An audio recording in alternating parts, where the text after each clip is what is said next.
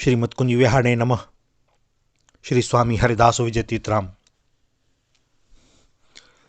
कुछ दिनों से अवचेतन में उमड़ते घुमड़ते रहते हैं कुछ अद्भुत चरित्र और अद्भुत अमर पंक्तियां। अस्थि चर्ममय देह मम तापे ऐसी प्रीति, अस हो जो होती श्री राम में है तो न होती भवभीति। और यह पंक्तियां इस भारत भूमि की, पुण्य भूमि की मातृशक्ति ही कह सकती है। प्राण प्रीतम की आसक्ति के सुदृढ़ जाल को एक क्षण में इस मर्म भेदी वाक्य ने छिन्न भिन्न कर दिया। राम बोला से तुलसी राम हुए और अपने प्रीतम को धर्मपत्नी रत्नावली ने गोस्वामी तुलसीदास बना दिया। चिंतन करें, क्या बीती होगी उस महाभागा रत्नावली पर, चित्त की कैसी दशा रही होगी। जीवन भर का विछोह स्वीकार है, किंतु अपने प्राण प्रीतम का किसी भी प्रकार से कल्याण हो और इसी जन्म में हो।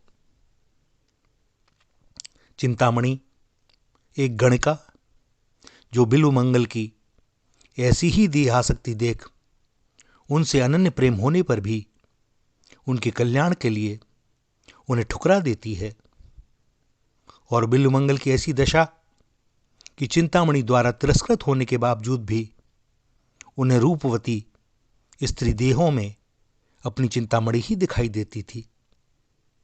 और स्वभाव की व्यवस्था अपनी असमर्थता को दूर करने के लिए उन्होंने अपने ही हाथों से कांटों के द्वारा अपने नेत्रों को बेध दिया।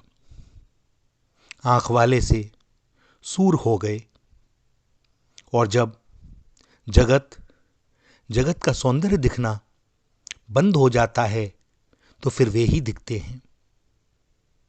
कालिदास को सब जानते हैं, किंतु उनके कालिदास बनने से पूर्व का नाम किसे पता है। कालिदास को कालिदास बनाया विदुषी विद्योत्मा ने, और विद्योत्मा को गुरु माना महाकवि कालिदास ने।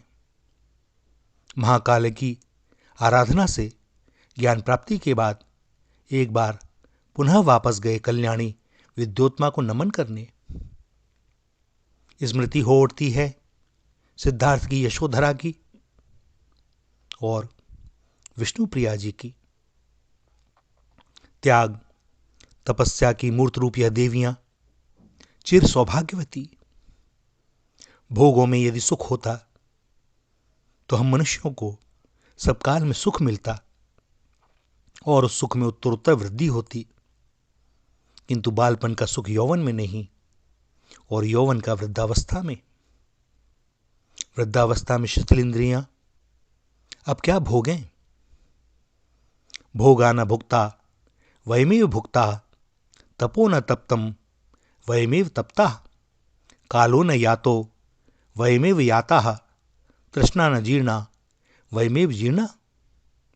हमने भोगों को नहीं भोगा, बल्कि भोगों ने ही हमें भोगा है।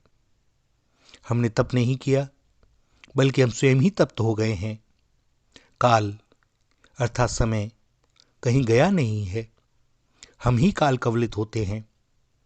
और कुछ पाने की तृष्णा कभी जीर्ण नहीं होती, बल्कि हम ही जीर्ण हो गए हैं। भैया, मदिरा पान करने वाला सोचता है कि मैं मदिरा का आनंद ले रहा हूं, जबकि सत्य यह है कि मदिरा उसका आनंद लेती है।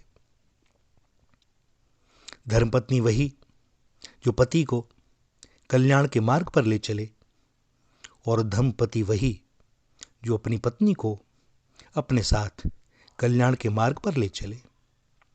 यदि वास्तव में दोनों को आपस में एक दूसरे पर पूर्ण विश्वास है और आत्मिक प्रेम है, तो फिर गृहस्थाश्रम में रहते हुए भी साथ साथ कल्याण मार्ग पर चलना बेहद सुगम और प्रीति में उत्तरोत्तर वृद्धि में ही परम सहायक है।